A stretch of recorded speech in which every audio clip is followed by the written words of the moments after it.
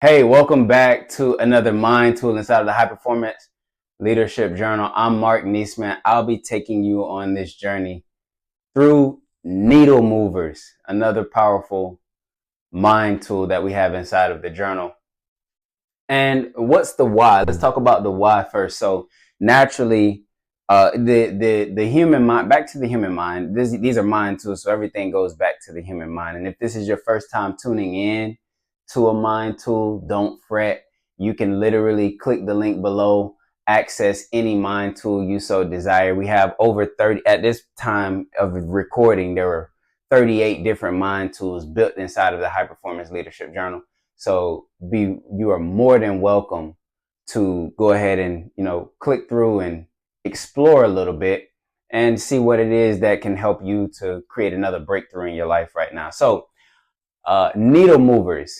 Here we go. All right. This mind tool is created to help you share wins ultimately and things that are going right, things that are making impact within your organization. We focus heavily on a few things, right? One of them is success.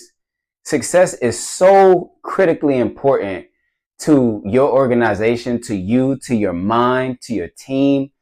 People have to see that the action that they're putting forward is worth something. Okay. This is everyone. And we break down success. Success is like beauty. It looks different and it's different in the eyes of the beholder. Right. But for us and probably for you, success looks like three things. It looks like impact, right? How big of a splash does the rock make when you throw it into the water, right? It looks like income. How much money do you make to throw the rock in the water and make a big splash?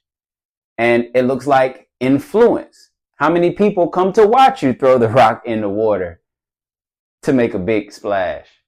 These three I's are what make up success for us. Now, getting really good at telling those stories is what ultimately builds on any one of those I's, right?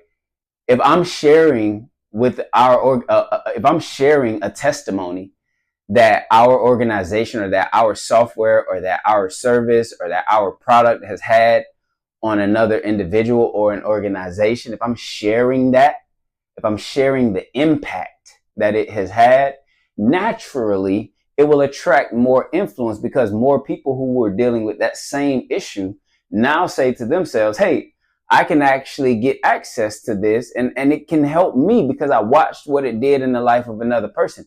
Just like that, impact became influence. And because impact became influence, it creates a demand.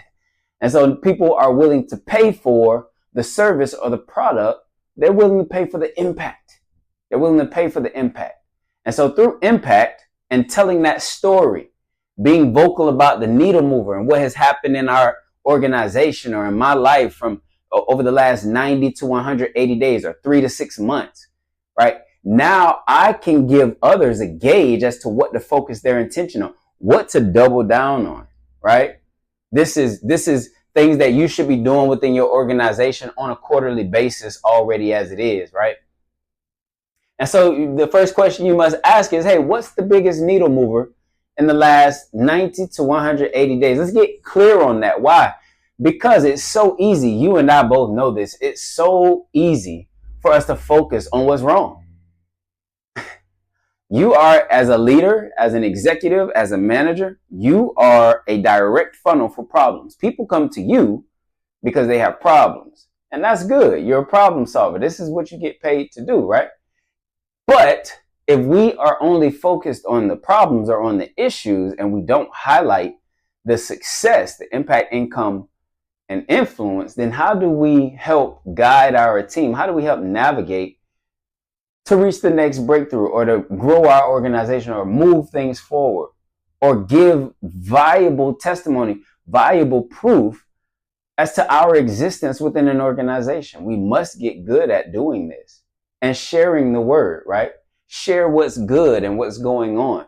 And so we have here, what's your biggest needle mover? Second, what are 3 positive impacts that it has made? And then last, how can you add fuel to make it even better? And we follow this up with a few more questions on the back end. First one is, Number 4, what's the number one thing it could do for you and your business over the next 12 months? Is this something that we should make a priority for the next 12 months, for the next 365 days? What are 3 steps you could share with the group so that they can model it, right? Have you come into a new trend, right, because of your diligence, and now you're willing to share the model so that everyone else can implement it? Again, if you are not constantly seeing a shift, a transformation, at least 10% of the time within a 90-day time frame, I question whether you are moving or growing or building fast enough. I'll say that again. If you're not seeing at least 10% of the time where you're having to extract something, get it out of the way, remove a flow, remove a process from your workflow, make a transition in some way, shape, or form, switch out products, rebuild, I'm questioning whether you are moving fast enough. Okay. And so with that being said, we have to be clear on what's working so that we can help make decisions, especially in times of ambiguity, as to what it is we should be focusing our attention on. What are the top 3 actions to move the needle most in my life? What are the 3 things I must eliminate first in my life? So naturally, you can see how this one builds on. If you just watch this, then you'll see how this naturally builds on mind tool, your not to-do list, right? What is it that we need to be eliminating? Okay. So naturally they build on one another, right? And that's all. 7 questions. I want you to take some time, go through it, share it along with your team, use it in your monthly, weekly, bi-weekly meetings, whatever it might be. I'm sure it's going to add value to you. Again, I'm Mark Neesman. Thanks so much for your time and attention. Fix your crown. Rule the day.